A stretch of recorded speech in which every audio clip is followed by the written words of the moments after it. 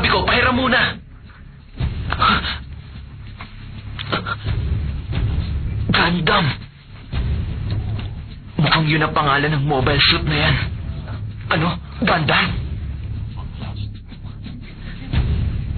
Ngayon, Extra, nagawa na natin ang unang bahagi. Papunta na tayo ngayon sa ikalawang bahagi.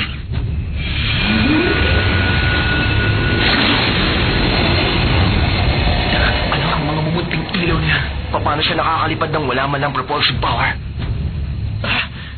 Nasaan na yun? Nasaan na? Hindi mo ba alam? Mabuti na lang. Kahit sabihin nawasak ang pinakabagong model niya, kahit pa paano iligtas naman ang pilot. Pero kakaiba talagang mobile suit na yun, ha? Kailangan suriing mabuti ang AEU, lalo na ang ginagawa nilang pagpapakalat ng mga armas at gamit. Dapat ay maging babala ito para sa lahat. Kung gano'n, hindi dapat manahimik na lang ang AEU pagkatapos ng pangyayaring ito.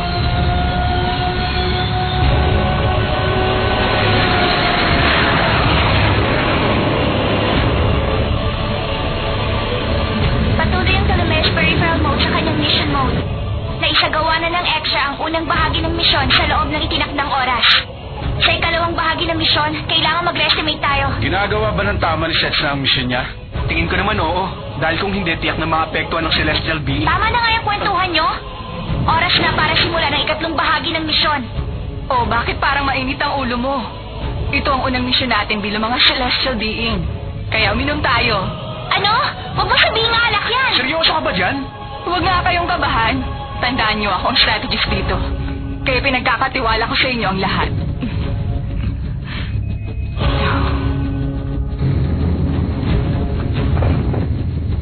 Container loading completed.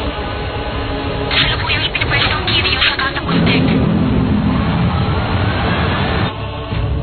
Sana kay totoo na ang digmaang ito. Dahil naiinip na ako. Sawa na ako sa kakahintay.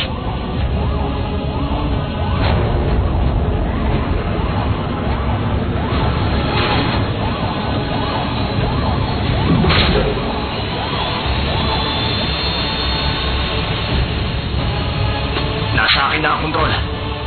Kirios, commencing operation.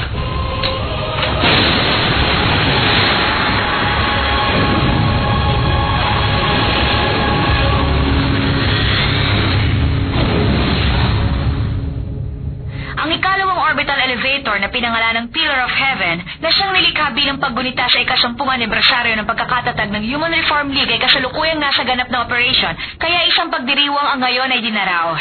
Ang mga kinatawan ng bawat kasapi ng Human Reform League na siyang tumulong sa pagkatayo ng orbital elevator ay dumaluri sa kasiyahang ito.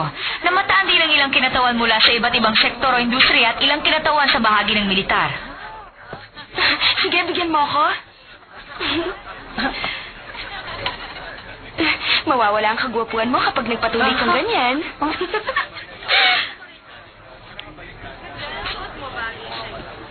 Sinisimula na po nila, my lady.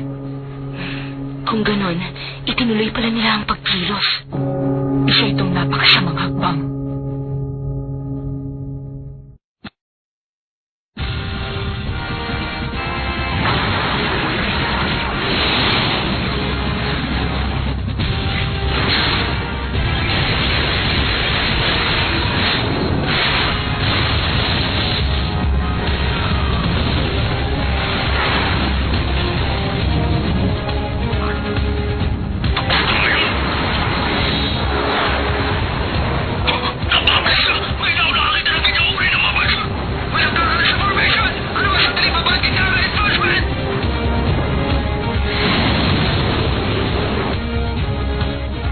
Tama ang hinala ko. Kahit sa loob ng pillar, ang AEU nagtatagay pa rin sa laban.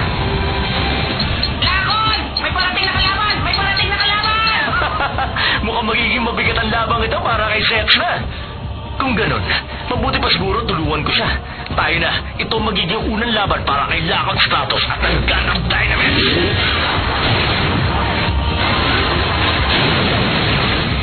Halika sa kayo! Kahit bago ang mobile suit na yan, kaya natin yan tayo ng isang yan! May isang mga laban! Saan galing yun? Galing sa iba! Si Lakon ba yun?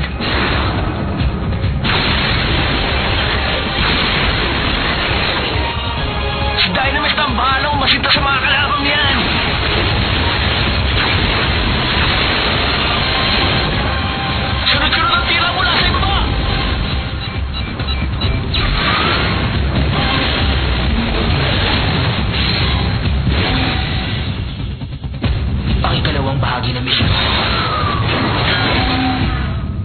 si Gawana. Mukha talagang gustong subukan ng bagong mobile suit na yun ang anuman nakatagong lakas ng AEU. Tama ka. Gusto rin naman kasing ipakita ng AEU sa buong mundo kung gaano kalawak ang kanilang lakas kumpara sa itinakda sa kasunduan. Tingin ko'y malaking bantayan sa konstitusyon. At paano mo naman nasabi ang bagay na yan? Bakit hindi mo subukang itanong ang bagay na yan sa piloto ng Gundam na yan? Pero, duda akong mananahimik na lang ang AEU pagdating sa ganitong issue.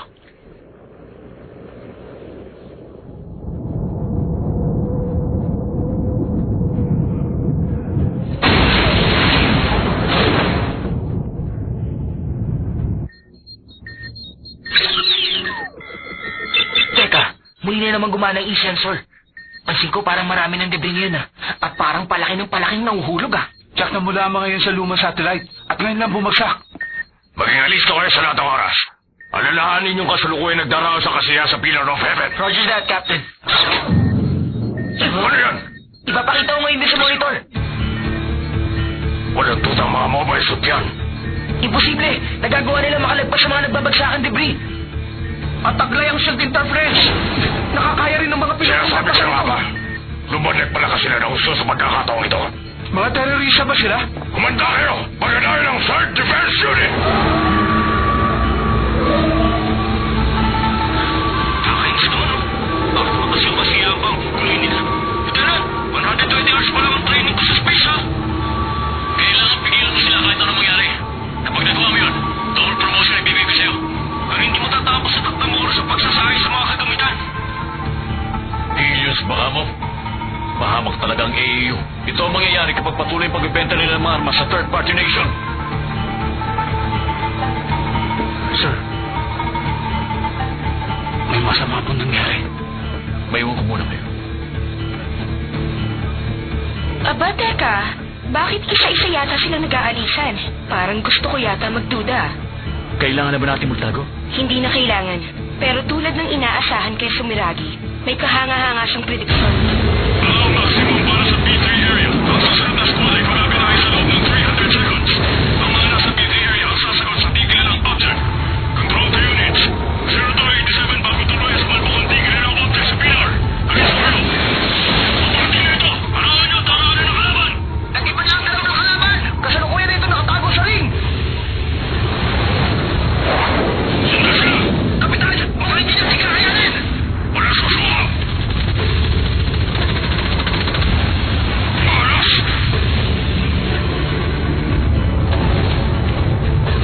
Ano ang sandali ang sasalakay ng kalaban? Kapitan! Direktang natama sa akin ng missile!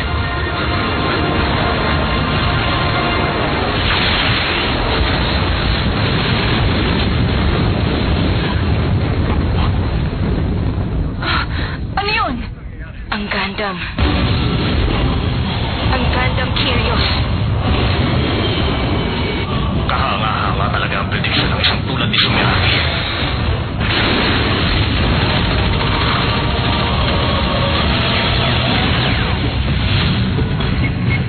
Special attack unit. Sinasabi ko na nga ba mga terorista? Kaya! Isang bigil na lang ang pupalapit sa atin! Ano?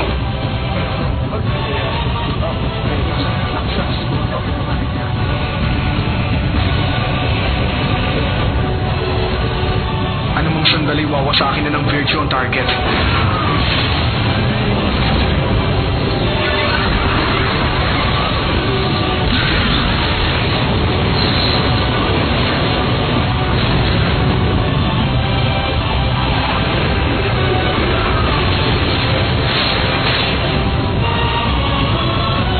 Ang ikatlong bahagi ay nisagawa na. Sobra naman yata yung ginawa mong yung Kaya. Ano nangyari? Magandang umaga. Oras na para sa JNN News. Ang una nating balita ay tungkol sa nangyaring pagsalakay sa High Orbital Station na siyang bahagi ng Heaven Space Elevator. Ayon sa ilang nakasaksi ng mga oras na yon, may ilang mobile suit na hinihinalang mga terrorist ang bigla na lang sumalakay sa orbital station. Ganap na ika-6 ng gabi GMT Standard Time. Ilang mobile suit ang hinihinalang mga terrorist ang sumalakay at nagpakawala ng ilang missile sa orbital station. Pero dagdag pa rito, isang hindi kilalang mobile suit naman ang pumigil sa mga ito. Ang nakikita ninyong footage ay bahagi ng nai-record ng JNN News. Ano yan? Anong nangyayari? Sila yung mga sinasabi nagpatumba doon sa mga terrorist. Mga mobile suit? At saan naman doon nagmula? Wala nakakalam ng mga bagay na yan. Mukhang may ibig sabihin ito. May kapapasok lang pong balita, mga kaibigan. Kami sa JNN ay nakatanggap ng isang video message mula sa grupong may kagagawa ng pagpigil sa mga sumasalakay na terrorist. Ang kanilang tunay na pagkatao at pagkakakilanlan ay hindi pa rin malinaw sa ngayon. Pero ang tanging malinaw sa mga oras na ito ay ang kanilang matibay na pagkakasangkot sa pangyayaring ito. Narito po ang video message. Panoorin po natin. Ito ay isang paalala para sa lahat ng nilalang na isinilang at nabuhay sa mundong ito. Kami ang siyang tinaguriang Celestial Being. Kami ay isang paramilitary organization na nagtataglay ng kakaibang uri ng mobile weapon. Paramilitary? Ang ganda. Mga celestial beings sila? Para sa inyong kalaman, ang pangunahing layunin ng Celestial Being ay wakasan ang kasalukuyan digmaan sa mundong ito. Hindi kami kikilos o gagawa ng aksyon batay sa aming pansariling kapakanan lamang. Kami ay nakatalaga sa aming layuning wakasan at tapusin na ang digmaan. At gagawin namin ang lahat para mangyari yun. Kaya nga nais naming ipahayag sa lahat ang narito sa mundong ito. Partido politikal, religion, enerhiya, ano man ang maging dahilan.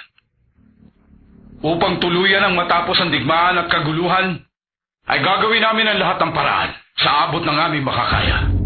Para kumilos at makialam. Ang sino mang bansang makikilahok sa digmaang ito, maging ilang organisasyon o kumpanya, ay tiyak na makakaharap ang naming santatahang lakas.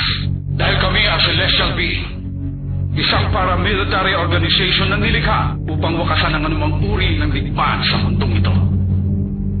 Inuulit ko, isang pahayag ng kontraopensiba. Walang duda! Sila ang may kagagawa nito sa akin! Ha! Kami ang siyang tinaguriang Celestial Being. Ang taong yan. Talagang nagbabago na ang mundo. Na nagtataglay ng kakaibang Wakasan ng digmaan sa pamamagitan ng isa pang digmaan. Napakatalino! Tiruin mo, gagamit siya ng armed forces para pigilan ng isang digmaan. Celestial Being, masyado ka nagiging pakailamero. sa aming pansariling kapakanan. Alejandro, nagsimula na. Kami ay nakatalaga Babaguhin niya ang sangkatauhan. sinakdiman at gagawin namin Hallelujah! Parang nakikita ko na ang paghahari ng isang demonyo. ipahayag sa lahat ng Talagang susubukan ng sangkatauhan ng mga celestial being na yan. relihiyon, Isa itong napakasamang hakbang. dahilan. Hindi maaari. Nagsimula na. Hindi na ito mapipigil pa. Halika na, kumalsa tayo! Halika na, kumalsa tayo! Mukhang hinamon na ng celestial being ang sangkatauhan. Alam mo na ba ang bagay na ito, Setsa? Oo, alam ko na.